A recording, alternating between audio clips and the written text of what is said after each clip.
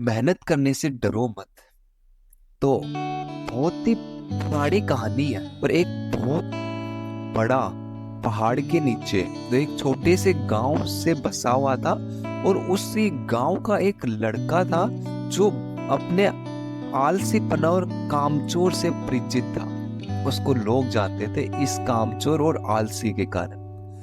तो उस गांव के सारे लोग उसको कामचोर और आलसी पुकारते थे। "ए कामचोर, ए आलसी"। वह लड़का पूरे दिन गांव के आगे पीछे एक पेड़ पर बैठा रहता और बैठे बैठे आने वाले भविष्य सोचता, अच्छा अच्छा सपने देखता है, मेरे साथ ये होगा, मुझे ये मिलेगा, मेरे पास गाड़ी होगी, बंगला होगा। तो ऐसे सपने देखता। तो वह लड़का वही रोज की तरह ऐसे ही आलस के साथ गुजार देता था। तो अचानक एक दिन की बात है कि उसके गांव में एक बुद्ध भिक्षुक आया। तो वह भिक्षुक अगले 3 दिनों तक उसी गांव में रहने वाला था। तो बुद्ध भिक्षुक सारा दिन है ना उसी गांव में भिक्षा मांगता, भिक्षा करना था और गांव की के लोगों को अच्छे अच्छे उपदेश देना था। और जब वो रात होती तो गांव के पास एक बुद्ध मठ में विश्राम करने लग जाता।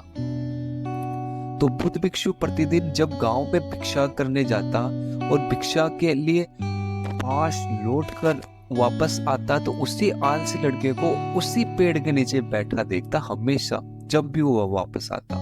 तो बुद्ध भिक्षु लगातार 2 दिन हो गए उस लड़के को वहां के वहां उसी पेड़ के नीचे देखता, उसी हालत में। तो यह वो भिक्षु देख के उसको समझ गया कि यह लड़का मानसिक आलसी है, दिमाग से ही आलसी है। तो वो तीसरे दिन हो गया। तीसरे दिन जब बुद्ध भिक्षु गांव से भिक्षा करके जब पाक्ष बुद्ध मठ पर लौट रहे हैं, तब भिक्षु ने उसे देखा कि वह लड़का अभी भी उसी पेड़ के नीचे बैठा हुआ है। और यह देखने के बाद बुद्ध भिक्षु से रहा नहीं गया और वह तुरंत उस लड़के के पास गया।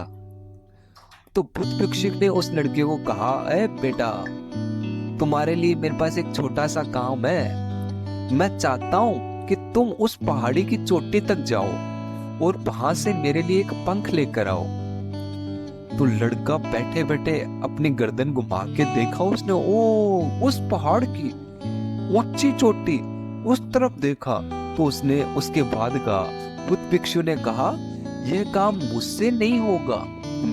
वो लड़का बोला, मैं कर ही नहीं पाऊंगा, क्योंकि उसने दिमाग में बैठा लिया था, ओ इतना दूर, इतनी ऊंची, क्योंकि क्योंकि वहां तक जाने के लिए मुझ में इतनी ताकत ही नहीं है, उसने ये सोच लिया, आलस। तो बुद्ध भिक्षु ने उससे कहा, मुझे जिस पंख की तलाश है ना, वो उस पहाड़ी के शिखर सबसे ऊपर नहीं मिलेगा। वह पंख उस पहाड़ी की दूसरी तरफ एक गुफा है, उसके अंदर मिलेगा। उस पंख को हासिल करने के लिए उस पहाड़ी के शिखर तक चढ़ते हुए दूसरी तरफ नीचे उतरना पड़ेगा। तो भिक्षु ने कहा, वह पंख कोई साधारण पंख नहीं है जो तुम ये सोच रहे हो। पंख को आज तक मतलब छोटा मोटा है, वो पंख है आज तक कहीं भी नहीं देखे गया। वह पंख बहुत ही अनमोल, बहुत अच्छा, दुर्लभ, सुंदर पंख है। तो बुद्ध भिक्षु की इस बातों को सुनकर वो लड़का अपने ही मन में उत्सुकता जागा, क्योंकि वह लड़के ने आज से पहले उस पंख के बारे में आज तक नहीं सुना। और ऐसे में दिलचस्प सफर के बारे में सोचकर अंदर ही एक प्रेरणा जाग गई। और बुद्ध भिक्षु ने कहा कि मैं आपकी यह दुर्लभ पंख में लेकर आऊंगा। उसने उसको कहा। ये कहने के बाद वह लड़का बिना कुछ सोचे सफर में चल पड़ा। वह सफर बहुत ही कठिन था, क्योंकि पहाड़ी की रास्ते और ऊपर चढ़ाव, नीचे आना, फिर चढ़ना उस लड़के को जल्दी थका दिया। वह लड़कों की सांसें फूलने लगी, जैसे मेरी अभी आपको सुनाते टाइम फूल रही है ना, वैसे। और उसके शरीर पर पसीना बहने लग गया, लेकिन वह हार नहीं माना बिल्कुल भी। और वह पहाड़ी के ऊपर चढ़ता गया। जैसे जैसे वह ऊपर चढ़ने लगा, वैसे वैसे ही जोश आने लगा। तो जो आज से पहले कभी भी बह गया या जोश महसूस नहीं हुआ उस बंदे को। बहुत कोशिश और कड़ी मेहनत के बाद जब वह लड़का आखिरकार उस पहाड़ी के शिखर तक पहुंच गया तब वह बहुत थक चुका था, लेकिन वह लड़का बहुत खुश था। उसे अंदर से आत्मा संतुष्टि का एहसास हो गया। उसके चेहरे पे एक अलग ही मुस्कान थी, जो कि हमेशा सौंदर्य को देखकर वह और मुक्त हो गया था। लेकिन उसे पहाड़ों की दूसरी ओर उतरना भी तो पड़ रहा था, तो उस गुफा को ढूंढता था जहां बुद्ध भिक्षु ने पंख के बारे में बताया था। तो नीचे उतरता तो ज्यादा कठिन था, क्योंकि नीचे की तरफ ढलान ज्यादा थी। तो पहाड़ी में चढ़ने के वक्त वह लड़का बहुत बार लड़खड़ाया, गिरा, इसलिए उसके अंदर एक डर था। लेकिन वह बुद्ध भिक्षु को पंख लाने का वादा किया था उसने, तो इसकी वजह से वह कोशिश और कड़ी मेहनत के बाद आखिर वह उस गुफा पर पहुंच ही गया। तो जब वो गुफा में पहुंचा तो देखा कि वह पंख गुफा के अंदर ही पड़ा हुआ है, जो गुफा में आ रहे रोशनी से चमक रहा था। हाय हाय, बस पंख को आपने अपने हाथों में लिया और पंख की सुंदरता को देखकर आश्चर्य हो गया वो बंदा, क्योंकि वह ऐसा पंख आज तक उसने कभी देखा ही नहीं था।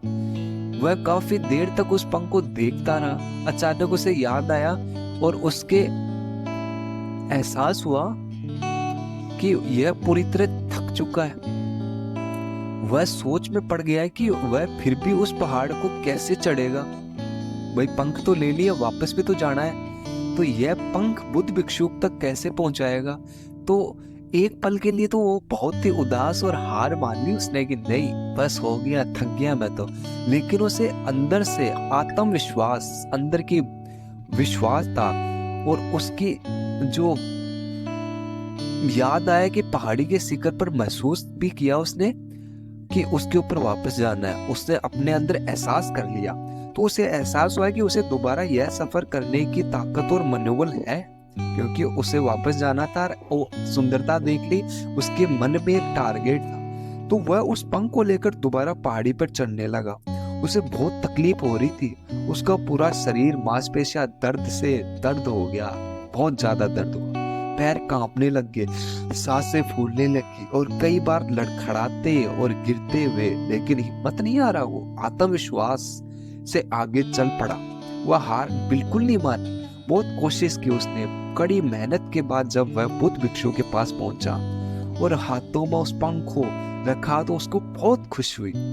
अंदर से खुश हुआ वो बहुत ज्यादा। उससे संतुष्टि थी कि आज आलसी को खत्म करने में एक महत्वपूर्ण काम करके दिखाया मैंने।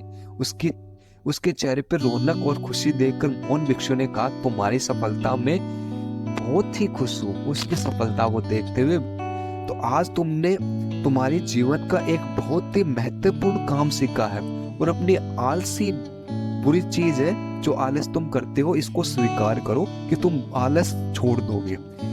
तो आलसी एक आदमी है जो इंसान की मानसिकता के ऊपर हावी हो जाता है, तो इसे दूर करना चाहिए। तो आलस जीवन की सफलता पाने की सबसे बड़ा बाधा है, जो तुम्हें ये तोड़कर तुम्हें एक पहला कदम उठाने से रोक देगा। आपके उद्देश्य, आपको चलना है, आपके लक्ष्य की तरफ चलने का पहला कदम ही रोक देगा। तो आपको इस आलस को छोड़ना है, तब तक चलना पड़ेगा आपको आलस छोड़ के, जब तक अपने लक्ष्य के पास में लक्ष्य को पा नहीं लेते। तो लड़के ने बौद्ध भिक्षु की बात की गहराई और महत्व को समझते हुए कहा, हाँ, उसने सिर हिलाया, सही बात है। उसे आज एहसास हो गया उसे कि हमेशा से मैं कठिन और महान चीजों को करने में सक्षम था, लेकिन अपने आलस मानसिकता ने उसे मेरे को रोक रहा था। अब उसे अच्छी तरह से पता चल गया कि दुनिया में कोई भी कठिन कामों करने के लिए काम नहीं है, बस आपके पास ताकत, मानसिक तो ये संकल्प हो।